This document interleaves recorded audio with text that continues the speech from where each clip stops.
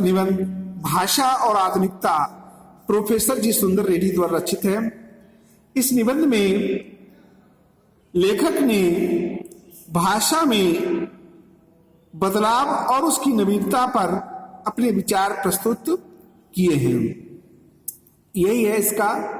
और ये लिखा भी है, कुछ भाषा की समस्याओं पर विद्वान ने बहुत कुछ लिखा, परंतु भाषा और आधुनिकता पर विशेष रूप से कुछ नहीं लिखा गया। विद्वान लेखक ने वैज्ञानिक दृष्टि से भाषा और आधुनिकता पर विचार व्यक्त किया है।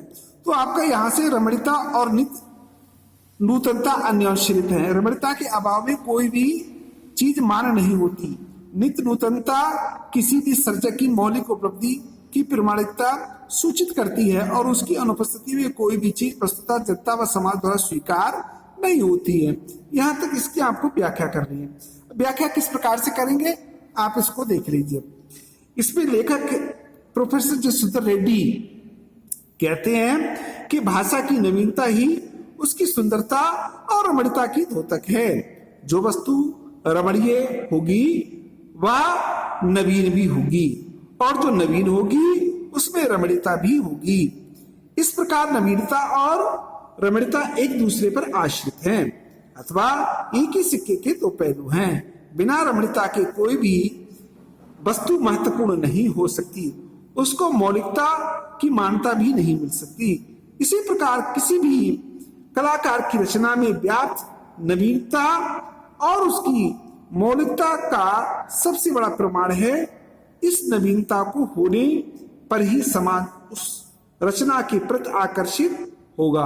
वास्तविकता यह है कि मौलिकता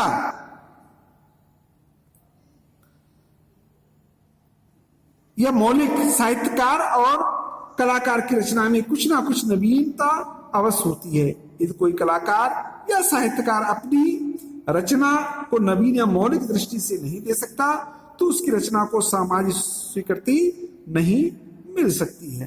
तो ये आपका है और आपको यहाँ तक है संश्लिष्ट ध्रुवता का परिहार करने में नियत है। आपको यहाँ तक की व्याख्या मैंने बता दी।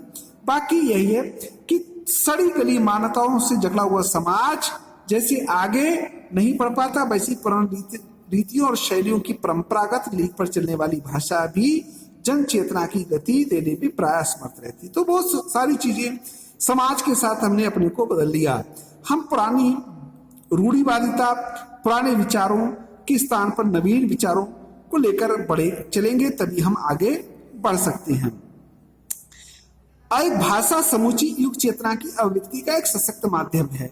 ये बहुत ही इंपॉर्टेंट बात कही गई है यहाँ पर कि भाषा जितनी हमारी सशक्त होगी, मजबूत होगी, समझाने वाली होगी, हम अपनी बात को अच्छी तरह से दूसरों को बता सकते हैं। निश्चित रूप से हमारी बात, हम जो कहना चाह रहे हैं, समाज तक पहुंचेगी।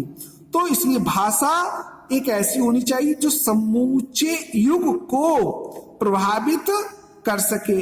हमारी भाषा कितनी बढ़िया, कितनी प्राचीन क्यों ना हो, लेकिन उस भाषा के समझने वाले जानकार समाज में नहीं होंगे तो हम अपनी बात को, बहुत अच्छी बात को भी समाज तक नहीं पहुंचा सकते। और ऐसे सशक्तता तभी अर्जित कर सकती है जब वह अपने युग के अनुकूल हो। अब भाषा युग के अनुकूल, भाषा में समय के साथ बदलाव होते रहते हैं, जैसे मुहावरे, नए नए शब्दों के अर्थों को ग्रहण करने की शक्ति। भाषा सामाजिक भाव का प्रकटीकरण की सुबोधता के लिए उद्दिष्ट है। उसके अतिरिक्त उसकी जरूरत ही सोची नहीं जाती। इस उपयोगिता की सार्थकता सामाजिक चेतना भी प्राप्त अनेक प्रकारों की संश्लिष्टता की द्रुतता का परिहार करने में निहित होती है। अर्थात जो ऐसी चीजें जो समाज में आज उनकी आवश्यकता नहीं है, हमें उनको छोड़ देना चाहिए, तभी हमारी भाषा सशक्त और प्रभावशाली बन सकती है। तो यह है इसका। अगली व्याख्या में दोबारा दे रहा हूं। धन्यवाद।